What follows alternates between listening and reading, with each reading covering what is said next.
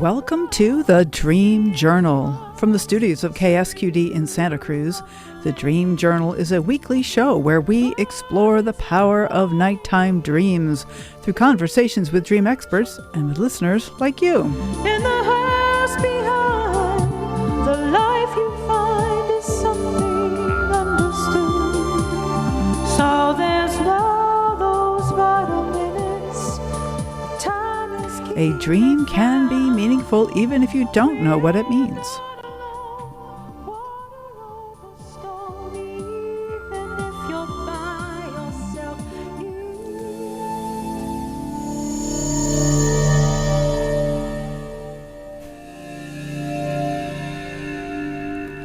Today's music is called Auroral Blur. Who caught that aurora this week? I missed it in the clouds. Aging through the lens of night dreams, living dreams, and earth dreams, Dr. Illana Berger guides seekers through life's initiations, through Zen practice, Indigenous wisdom, dreams, and soul-centered transformation. I am your host, Catherine Bell of Experiential Dreamwork, and welcome to the Dream Journal. I want to share a dream I had this week, just part of a dream where I am going back to NASA. My old office is ready for me at NASA. I haven't had a NASA dream in a long time. It's just funny. I wonder what triggers those dreams. But the office, my space in the office was basically an empty desk with a cardboard box sitting on the desk. Looks like, I don't know if I'm moving in or moving out. But then I have an office mate who is working busily, has books to the ceiling, and she scolds me that I should come into the office more often. I'm just gently like, that's not what I do now. So, NASA, still on my mind, I guess. Okay, now on to our guests. Illana Berger, hello. So good to have you on the show. Thank you. Can you hear me okay? Yes, you sound fabulous. Wonderful. Okay. So let me introduce you. Illana Berger, PhD, Zen Roshi, spiritual counselor, and author of The Journey from Grievance to Gratitude and The Snake in the Four Winds, guides seekers through life's initiations, aging, loss, and awakening, integrating Zen practice, Indigenous wisdom, dreams, and soul-centered transformation through her teachings, writings, and retreats worldwide. And you're a local person, Illana. I've heard you're up in Scotts Valley. Is that right? Exactly. Excellent. Well, nice to meet you. I love to support dreamers, of course, and local people all the more. Thank you so much. So Illana's webpage is illanaberger.com, ILLANA.BERGER.com. Am I pronouncing everything correctly there?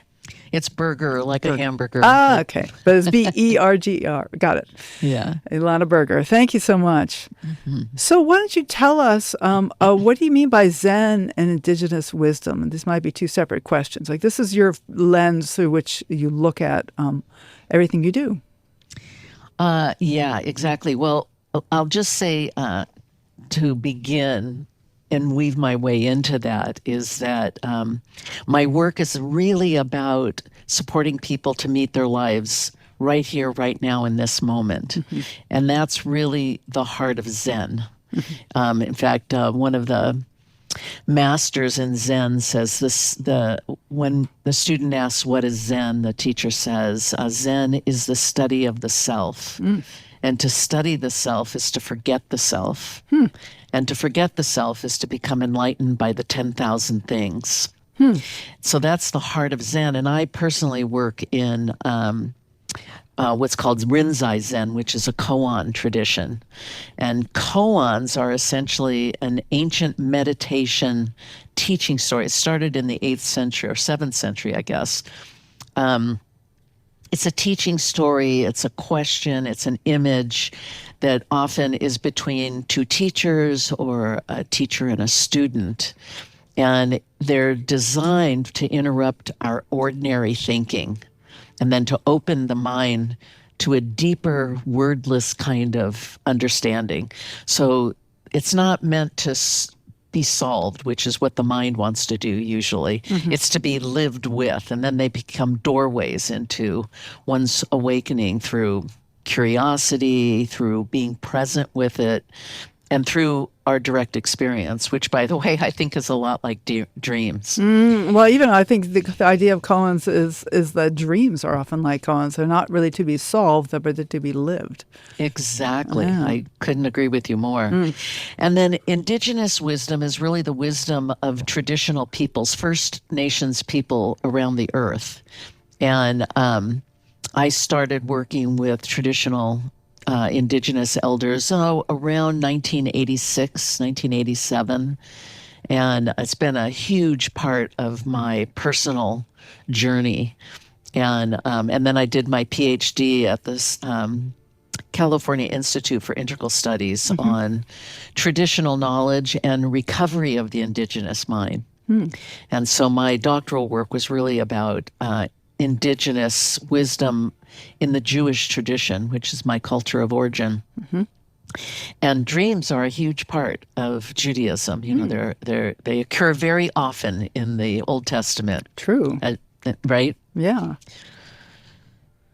I hadn't thought of that though, but yeah, that's true because it's there's many dreams in the Bible for sure. The Old Testament.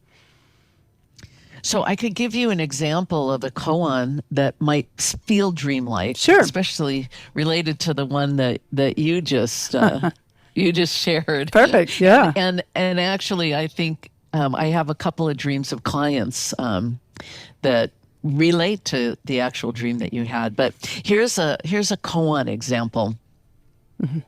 So this one's in story form, and it goes like this. It says, 2 friends are washing their bowls out in the river when suddenly 2 crows fly out of the trees and pull a frog out of the river. And the 2 crows begin pulling it apart and wrestling each other for the frog. And one friend says to the other, "Why must it be like this?" And the other friend responds, "It's only for your benefit, honored one. It's just for you." And to me, that's a very dreamlike image, right? And how in our own lives we're fighting over things that, Right. we don't necessarily need to. Right, and there's something about the idea that the dream is just for your benefit as well. That this is the whole, the whole reason for dreams is for the human or the animal that dreams it. There's something valuable about the dream in itself. Right, and in traditional knowledge, I've worked a long time with a teacher in Topanga Canyon, Dina Metzger, who works a lot with dreams, and Mandaza Kandemwa, who's a traditional medicine man from Zimbabwe, Africa. And in the indigenous world, dreams are for yourself. They can be for yourself. But when you're a dreamer and you dream a lot, sometimes the dreams aren't for you. Sometimes they're messages for people in your community. Sometimes they're messages for the whole world, right? For the earth. Sometimes they're for somebody very specific that and they don't dream. And so they would say the spirits have brought a dream to you to give to somebody else. Right. I must say that I like to start with every dream as looking at what does it have for me, since there's layers to dreams. And I need to clean my own mirror before reflecting what I see to somebody else, because I want to get my own stuff out of the way before presuming to tell somebody else what they, assuming that my dream is for somebody else. Seems like there's layers. You might not know it. It's just a matter of sharing it. I had a dream about you last night, and I want to share it with you. Oh, right? Oh, I see. I thought you were that's as an example. Right. Yeah. And then they can see if it has any relevance, because sometimes you have a dream and you just go, "What?" Right. Exactly. So they get that aha, that dreamer's aha, just as the dreamer themselves do. Yeah, exactly. Exactly. And then in terms, for many years, for 24 years, I've been working primarily around relationship and divorce and how, well, the name of my book is The Journey from Grievance to Gratitude. And so working with people, how you go from how hurt and angry and disappointed and wronged you feel, especially in divorce, but often in relationship as well. To moving, and I continue to do that work, of course, but I'm pivoting towards working with people who are aging, who are ill, who are feeling depths of uncertainty in the world, people who are dying. Right, right.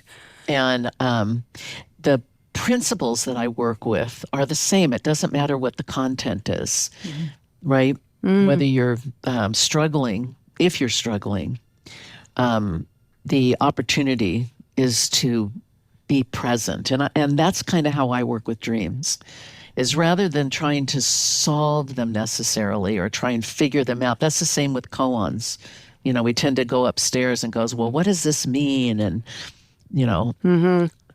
rather than just being with how it feels in your body and what just arises from sitting with it or walking with it. I like to think of koans kind of like spirits that you carry in your pocket. And as you go through your life or your day to day, they pop up. Something will happen and, all of a sudden the koan's in your consciousness. And that's really how Zen works. But you can also ask it. You find yourself in a conundrum and you can just say, okay, two teachers in the river. What do you have to say about this? Okay. Right. And when you were reading the koan or telling the koan, I also had this thought of something that I've practiced before called the Many Buddhas meditation, where you just go through your day assuming that everything that happens is specifically orchestrated to help you move toward enlightenment. And, whether it's traffic or something that goes well, or, everything that happens is specifically a Buddha trying to help you.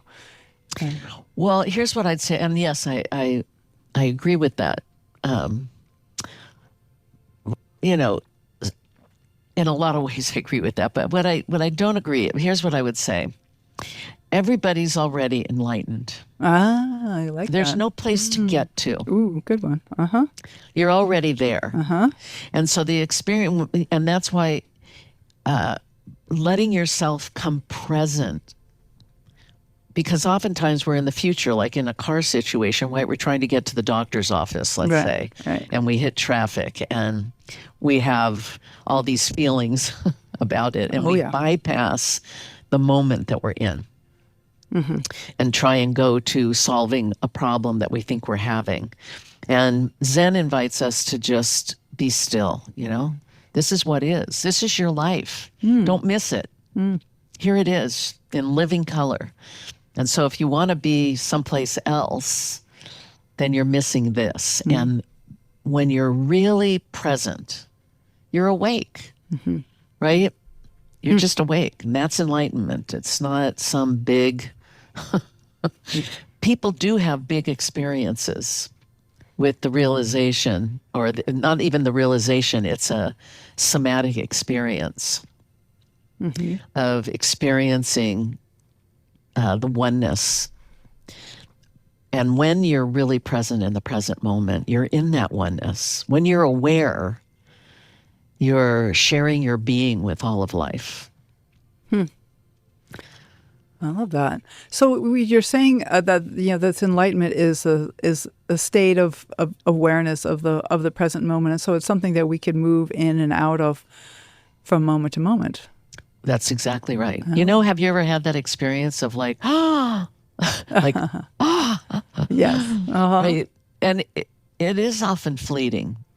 And it is often fleeting, but you can get back there immediately. The minute that you, I'll encourage people to just, are you aware of your feet on the ground? Are you aware of the bottoms of your soles?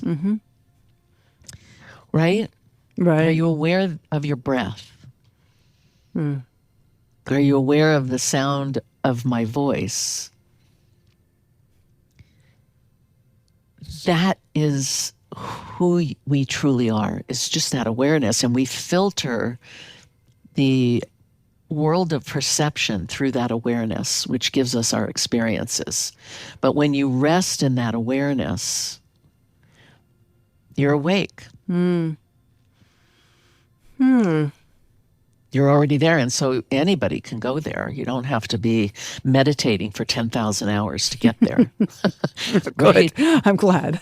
when you shift from thinking, right, and analyzing, Right. and you just shift into pure awareness, then you're fully awake. Okay. So when you did that little, I mean, that felt like a little meditation right there, just feeling the soles of my feet, feeling the breath, hearing your voice. Well, immediately became aware of my back's a little sore. And, there's these things that creep up on us. And so I want to come back to the conversation about aging and that it's a big topic. I mean, and it's something that we're all hopefully going through, right? As opposed to, Yes. not surviving. And so, so often, if I become aware of the moment, I might feel like pain. I mean, like literal physical pain, never mind the emotional pain, like of regret or anything like that. And so I wonder if you could just talk a little bit about aging and what your experiences with and helping people recognize the spirituality of aging. Yeah, I'd love to. One of the things I've noticed, well, I want to give you a koan that goes with, as we jump into this topic. Great. There's another dreamlike koan that says, sickness and medicine correspond with each other. The whole world is medicine. What am I? It's provocative, isn't it? Okay. So I like to think about aging, or in thinking about aging and dreaming directly, and then I'll get more into aging, is that our dreams tend to evolve. And they can mirror our life passage, our unresolved grief. It can prepare us for our journey into elderhood. And I make a very clear delineation between elderhood and senior citizen, or being old. Okay. Because the culture classifies, anybody over 65 as a senior citizen. And we become a demographic of some sort. Right. Right. But and it's something it's a title that's given to you and imposed upon you. But being an elder is something that you embrace. You choose it. And it's about embracing the years of your experience and the wisdom that comes from living, and the wisdom that comes from living consciously. A lot of people don't live consciously.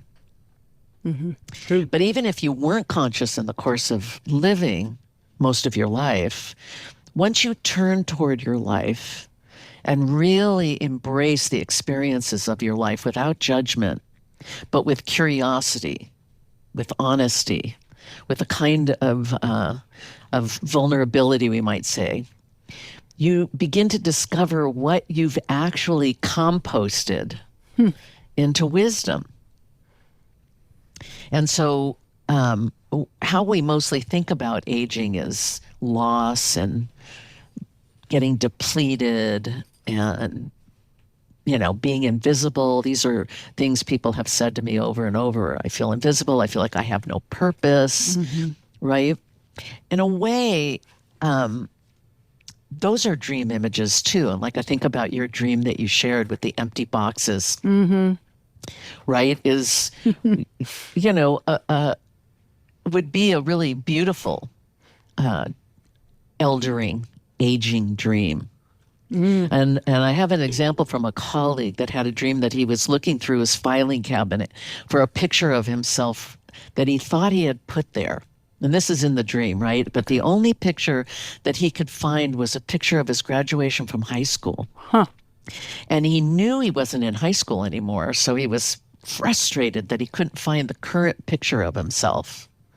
And he realized that he had actually not accepted that he had aged and that those years were gone. They were way in the past. And it was he had the experience of like looking in the mirror and refusing to see the actual image in front of him.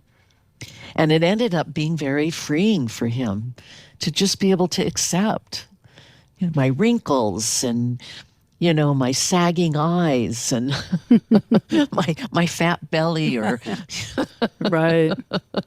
right, my vitality weakening.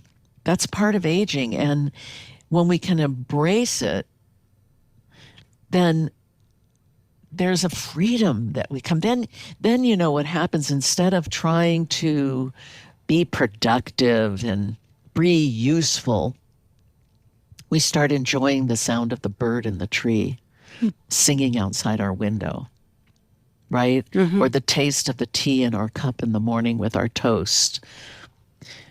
Things become simpler and far more beautiful. Sitting out on the deck and looking at the vista of the sun descending in the sky in the afternoon becomes so precious, right? And we tend not to take time for that when we're younger and we're having to make a living and we're having to raise our family and we're having to care for aging parents or whatever it is, right? So that's kind of how I work with aging, that it's a precious journey that we don't want to miss. We don't want to miss, just like any part of our life. But really, aging, we kind of want to bypass, and the culture insists on it. Right. Yeah. And I'm trying to encourage people to just, recognize how hard you've worked to get to this moment, and now you have this next final journey of your life, and it doesn't have to be pointless, right? But you don't have to do anything anymore. Well, we don't have a culture of the wise elder very much. It's not a very strong archetype in this country, in this moment. Boy, you're not kidding. Yeah. I mean, we house our elders in places where there's just elders. It's so unnatural that there aren't children running around and young people, and that we're not all supporting each other. The elders sharing their wisdom, the younger ones helping the older ones with the things that are more difficult to do. It's just so unnatural. But in Indigenous cultures, this is not how they treat their elders. Well, but there's this level of practicality too. I want to, speaking as one whose mom is in a nursing home, that there's a level of like, I just can't care for her, and it's just I don't have the capacity. And so there are ways that this is realistic in our society, but there's not even like a level of respect there. You're totally right, but that's how the culture has set it up. It's not your fault, right? That this is how it is. We don't live in communities where, as a community, as neighbors, as extended family, we don't live close together supporting each other. There's a family here in Santa Cruz where they bought a piece of land and everybody lives on it. The grandchildren, the children, the parents, and they all support each other. It's how it used to be, but it's not how it is anymore. So yes, I mean, I had to put my mother someplace as well because I couldn't care for her, and she was quite sick with Parkinson's. And I fortunately have two brothers who also participated, and a partner who helped out as well, and my children who love my mother and helped out as much as they could as well. But when we house them away and we don't have to look at them, we're denying a part of ourselves as a culture. Yeah. Not on the one-on-one. Of course, we have to do what we have to do so we can work, because we don't live in tribes. No, we don't. Right? We don't live in villages. It's really sad. I do feel like I'm optimistic that that's going to change 10, 15, 20 years in the future. Well, what do you envision? I envision just that. I envision collaboration and community and village living, and we're not driving, 50, 60 miles to a job, but that we're able to be in our community and thrive in the community. I love one of the things that happened here in Scotts Valley when the funds for SNAP were cut off is in the local next door, somebody had posted that they didn't get their SNAP and they had no food in their pantry. And did somebody have like a can of soup that she could eat? And oh my gosh, it was so beautiful. Probably 50 people responded with, I just bought a case of tuna from Costco. Can I bring it to you? I just finished making, a soup and I'd like to bring it to you. I mean, it was amazing. To me, that's what's possible for us as humans. Right, but I hope we don't have to totally lose all our infrastructure to get to that state. I mean, right, moving back into small villages, I don't know that that's necessarily a good thing. I mean, moving towards remote work is actually a step in the right direction because people don't have to commute long hours if they do work remotely. How do we move forward? And well, in Zen we say, step by step in the dark. Step by step in the dark. Yeah. We don't know. I mean, I'm not going to be here probably in 20 years, or I won't be much help in 20 years. But if I am still here, I hope I'm still here. I'd be 91. But yeah, I think being able to just allow us to be in, this doesn't really work well. And I don't know what's next. A beautiful Zen teacher, Bernie Glassman, who passed away several years ago, an incredible Roshi.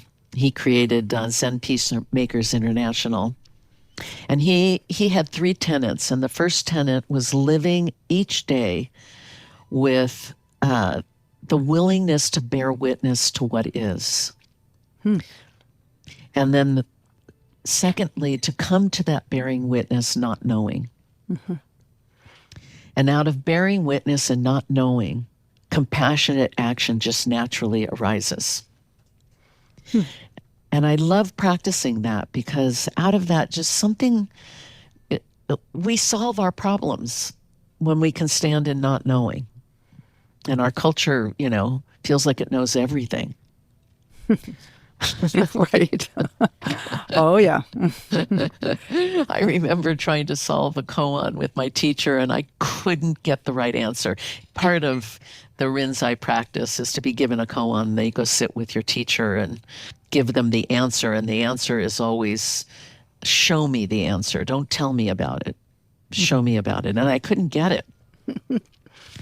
And I carried that koan for over 1.5 years. I was so upsetting and why was it upsetting? Because I valued my knowing.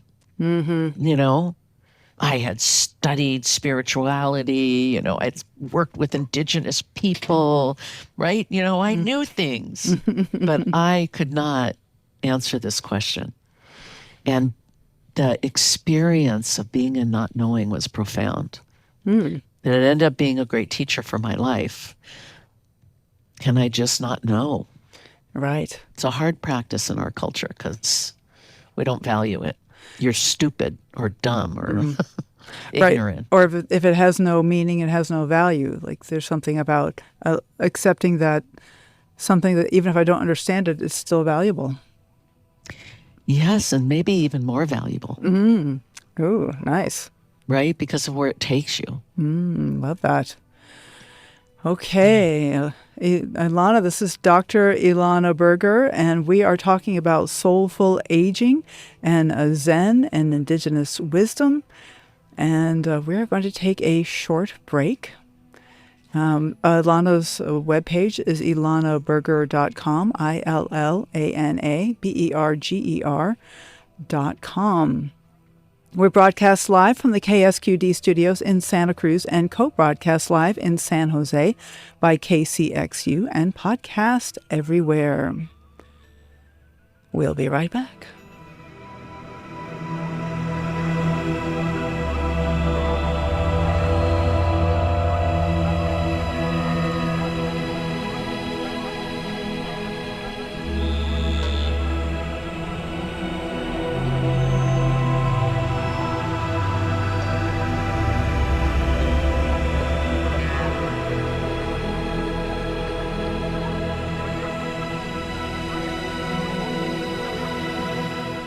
You're listening to The Dream Journal, and I am Catherine Bell of Experiential Dreamwork.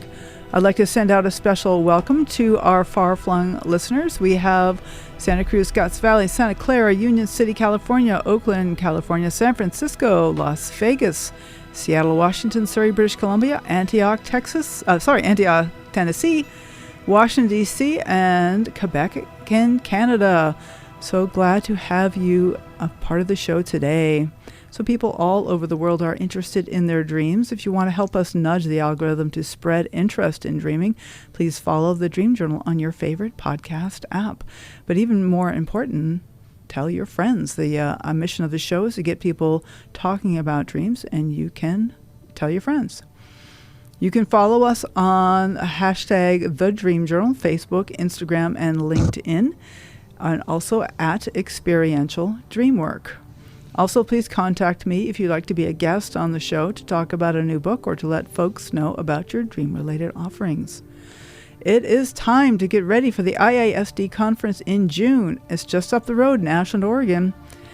If you are an author or have dream-related offerings you'd like to share, or if you have ideas you're passionate about or a story to tell, now is the time to submit your proposal for a presentation.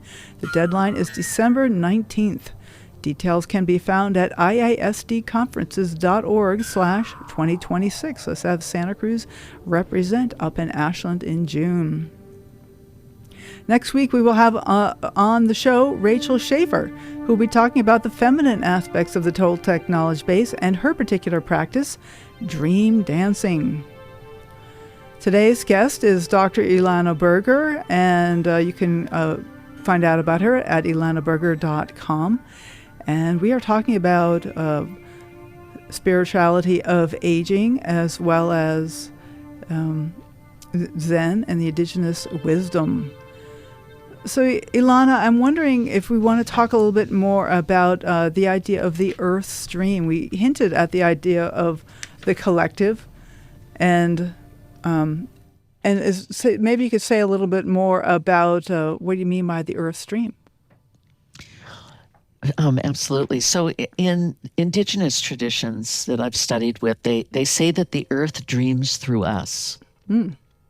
And since our human psyche is not separate from the world psyche, we are expressions of that same consciousness.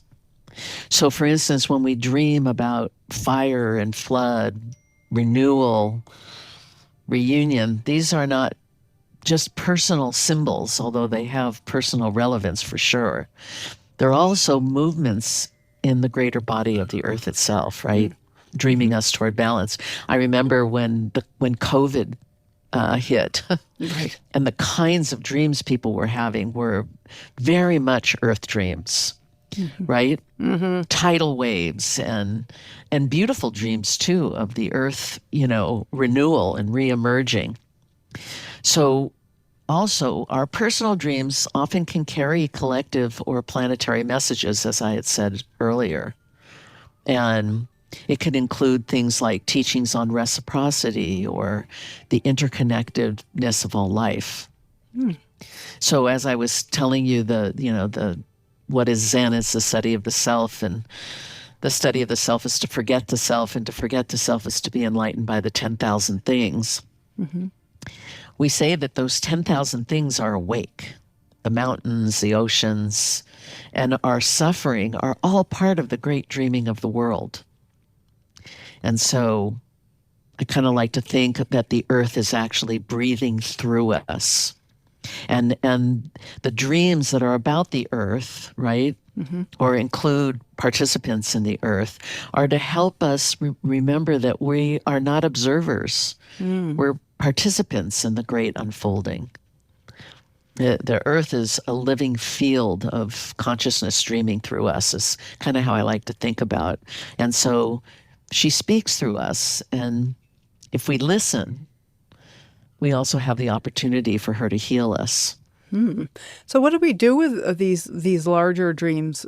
If we dream about a friend, we can contact their friend and see if there's something meaningful for them. But if it's about the larger culture, or even these forces of these natural forces like the earth and the oceans, what do we do with these kinds of dreams? Well, oftentimes those dreams are about restoring our relationship. It really depends on your personal relationship, right, with the earth. But oftentimes in working with, let's say, Mandaza Kandemwa from Africa, my son is a huge dreamer. My middle son, Josh, and oftentimes his dreams are asking either for an offering to be made to the earth. We did a retreat with Mandaza, a virtual retreat with him, exploring the earth, the water, and fire. And when we went to we were instructed to go to the forest and to be in the forest and to address the citizens of the forest, which are, of course, the trees and the animals and the birds and the worms and the spiders, all the citizens of the forest. I don't know, I found that such a beautiful experience of really embracing everything that is in a forest and to bring an offering of gratitude for the care that they have. And it was tied to somebody's dream from that retreat. So sometimes it's an offering, right? Sometimes it's you're not in balance or in harmony, right? Something's out of place. And so then you become the offering. And oftentimes Mandaza would instruct to bring offerings to the ocean mother, or the water spirits is how he speaks of it. So for us here in Santa Cruz, we have the privilege of having the ocean right here. But it could be a stream or a river or a lake. Could even be a bathtub if that's the only way you can get to water. But you bring offerings, and the offerings are often flowers, cornmeal or tobacco.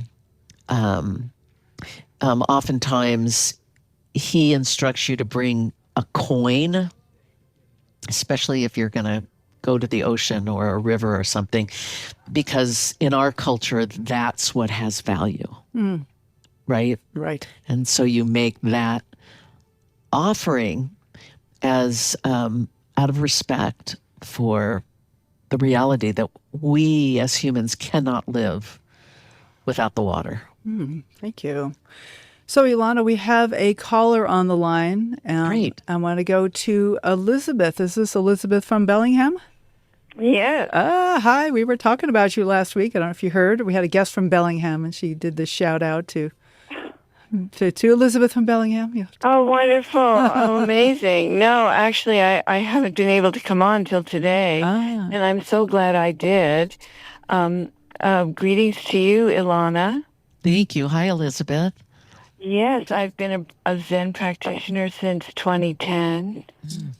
So I really am enjoying hearing and resonating with some of the beautiful Buddhist values that you've been speaking of, especially in terms of the aging process.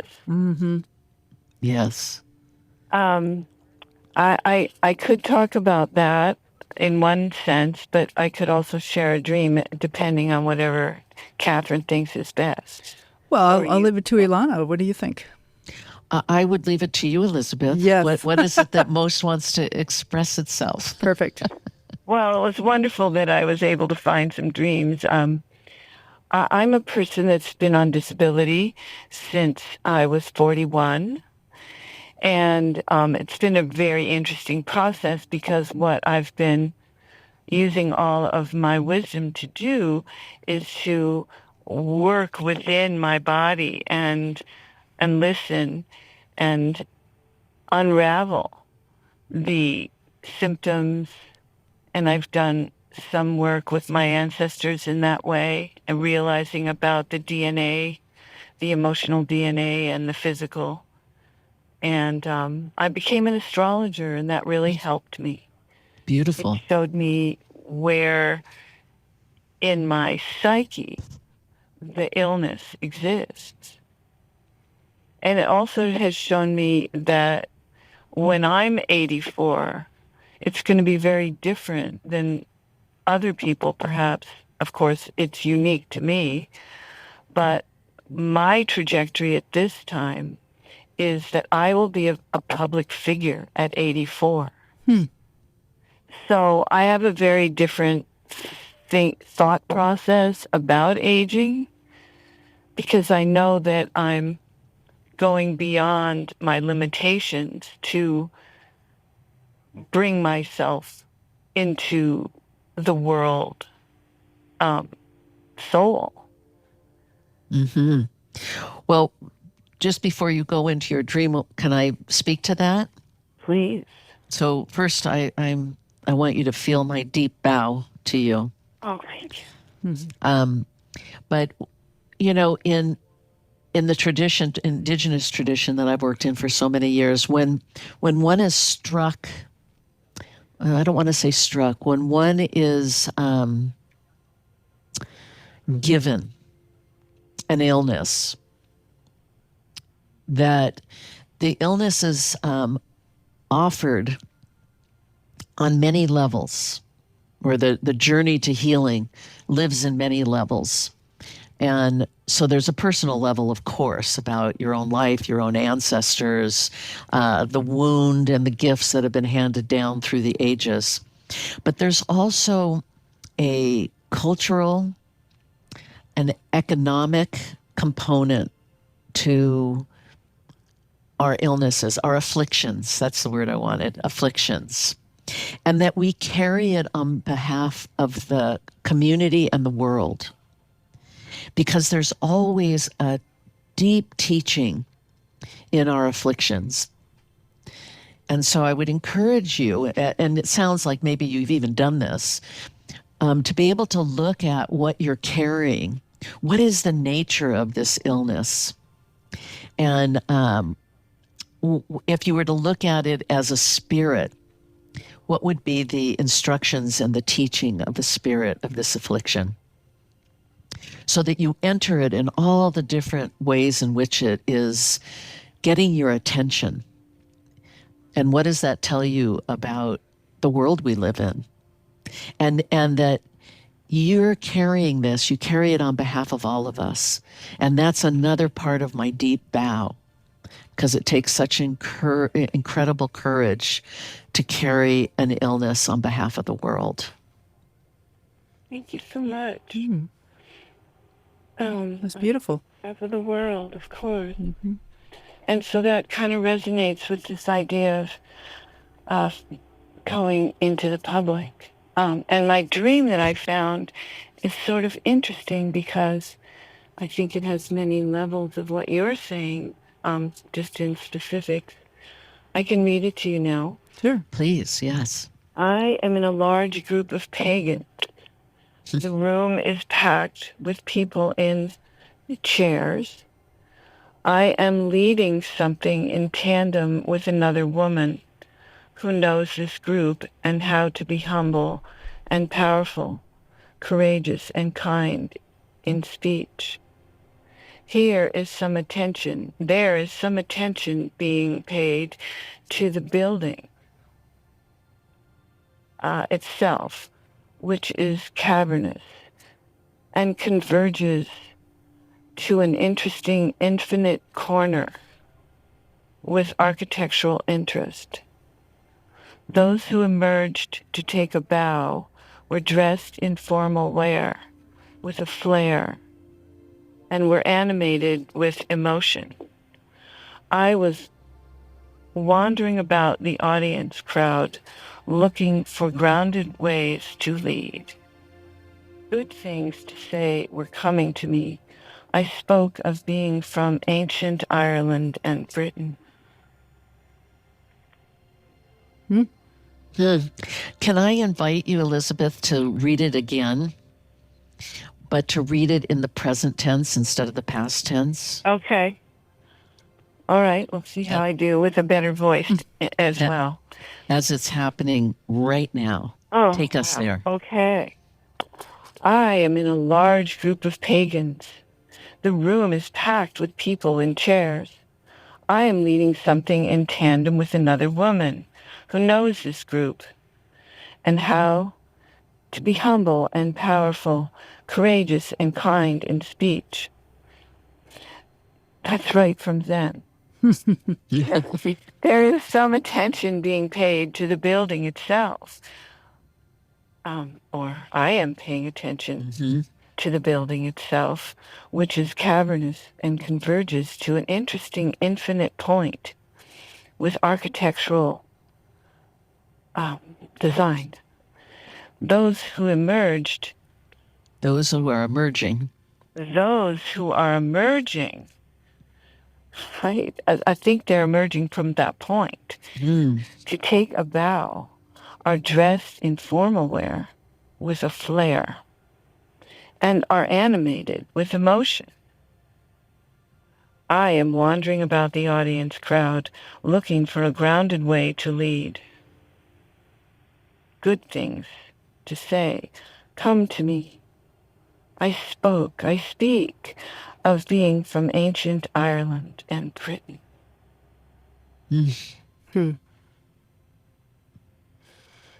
That's a beautiful. Can you feel the image shift when you do it in the present tense? Yes. It comes alive, right? I'm back in it, right? Or shall we say it's in me? And you're doing it. You're speaking of wisdom. It's coming right out of your mouth. And it's very interesting because just recently on the November 1st, Day of the Dead, we had a most amazing ceremony here out in the dark with lights on the ground. And it was just a very safe experience. I could tell by the energy that I was completely safe. And they acted out, the subconscious was like these sort of like little, effervescent screams in the distance, but we were headed towards the table of light, and we were asked to let one of our ancestors in. And one of my ancestors from Britain came in, and he's still with me. Beautiful. Bringing me through a time of having a hurt foot and, also teaching. It's a very unusual transitory time for me, and just to hear you and to be with you two today, I do feel connected to the world.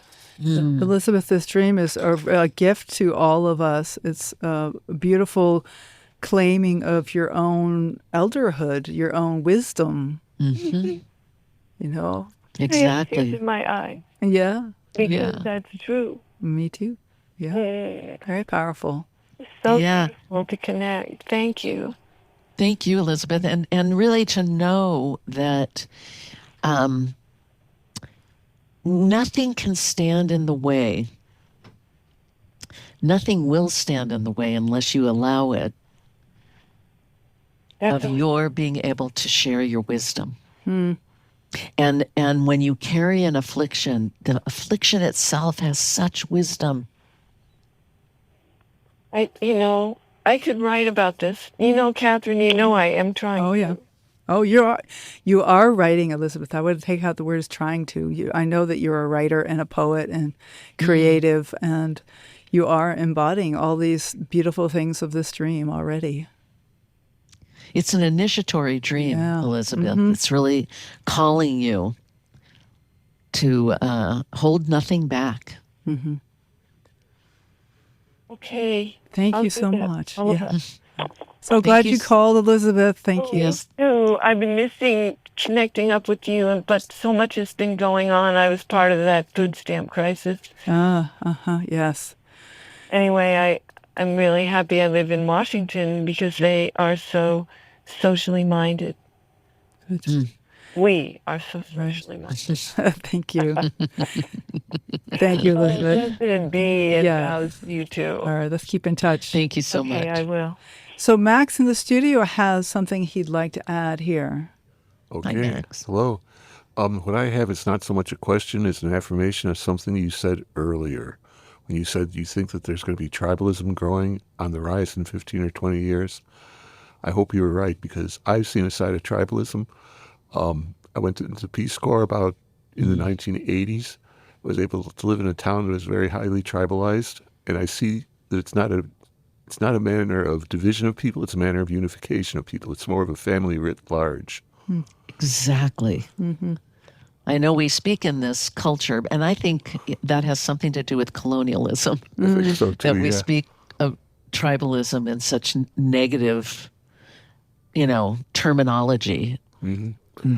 And that's right. That's the superiority of colonialism. But really, being part of a tribe is a beautiful thing. Excellent. Yeah, it is. Thank you, Max. Well, there's more to it, too. I think people are far more resilient as a tribe than we are without it. Mm-hmm. I think that resilience is what you're hinting at, maybe is going to be needed in the next 15 or 20 years. Exactly. Well, we need it now, but it takes time. Right, Yeah, it to does. build it. Yeah. it does. Yeah. Thank you, Max. Okay, thanks. Thank you so much. Yes. So this is Illana Berger, and she practices here, and you can find out about her offerings at illanaberger.com, ELLANABERGER.com. She has classes here in the Santa Cruz area, perhaps online as well. Do you have anything else you want to say about what you're offering, Illana? Yeah, it's ILLANA. Oh, I'm sorry, ILL. Thank you. No problem at all. I just want to be sure so people can find Right. it. What I would say about offerings, and a lot of this, or all of this is on my website, but I lead meditation on Tuesday and Wednesday mornings from 7:30 to 8. It's just a half an hour. And we sit with a koan and a poem at the end and do our vows to conclude, and you're done by 8. And it's free. It's open to anybody. Just reach out to me and I'll get you the link. And I'll be facilitating an elders council for winter solstice where everybody will have the opportunity to speak into the sacred circle what you're discovering about yourself and our world as we navigate these turbulent times in America and really all over the world. And then we'll do a ritual together. And in February, if you live here in Santa Cruz, I'll be teaching the spirituality of aging, which is a 4-week class at the Santa Cruz Public Library downtown. It's also free, so you can sign up with the library if you're interested in doing that. Attending all 4 sessions is requested. And I do regular elder circles once a quarter or twice a quarter, and workshops and retreats. And again, you can reach out to me or check my website if you're interested in any of that. Or one-on-one counseling. Excellent. Always valuable. Always a good option. So, Illana, do you have any final encouragements for our listeners? Well, I would say let yourself on a regular basis, at least once a day for 5 minutes, return to the silence and accept and embrace just this. Accept the life that you have and let your dream, this life is our dream, breathe in you. And over time, any dream that has ever haunted you and returned again and again and again often becomes a guide. And so trust it. Wonderful. Thank you so much. Thank you, Catherine. What a lovely time spent with you. Great. Okay, well, take care, and maybe let's keep in touch. Absolutely. Would love it. Okay. All right. Bye-bye. Bye now. So thank you all for listening. The Dream Journal is produced at the studios of KSQD in Santa Cruz. We are live every Saturday at 10 a.m. Pacific at ksqd.org. The podcast is released on the Monday after the show. It spreads interest in dreaming when you subscribe, rate, and review. I'm Catherine Bell. Find out about my dream coaching practice at experientialdreamwork.com. Email me at catherine@ksqd.org. Follow Experiential Dreamwork and hashtag The Dream Journal on Facebook, Instagram, and LinkedIn to keep up with the shows. I'd like to thank Rick Cleffel, engineer and music creator, audio editing by Suki Westling, phones by Eric Nelson, intro and outro pieces are both by Mood Science. And tomorrow morning, when you wake up, take a minute to write down your dream and bring it to the next Dream Journal.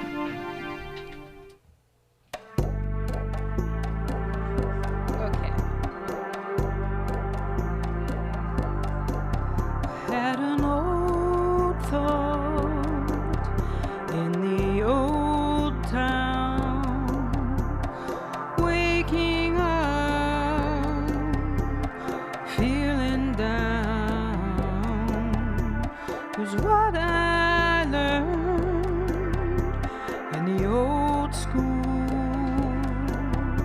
is there's no fool like an old fool. Make the most of the moments you've got. Time you spend can never be bought. Make the most of the moments you've got. Time you spend can never be bought.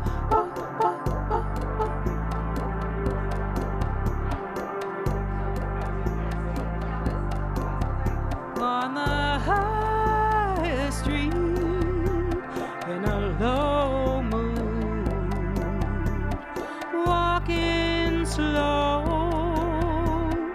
with an attitude is what I knew, what I'd spurned, what I'd never learned as the fire burned. Make the most of the moments you got. Time you spend can never be bought. Make the most of the moments you got. Time you spend.